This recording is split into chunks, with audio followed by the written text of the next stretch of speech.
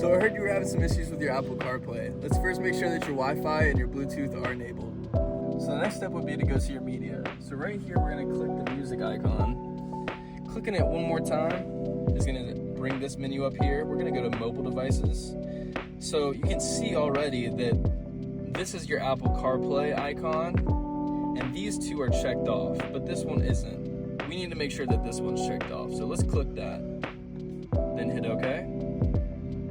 And that's gonna start pairing. If that doesn't work, we need to try repairing the device. So what we need to do is come and click on your phone, go down to where it says remove device, and remove the device. Now on your phone, we need to make sure that your car has been disconnected as well. So here's the car. We're gonna click the little blue icon.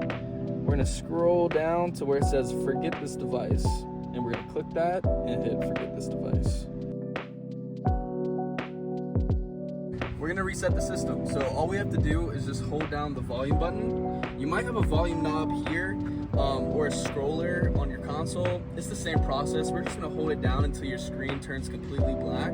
Once that happens, we're just gonna let go and let it do its thing. It's sort of like turning your phone completely off and back on.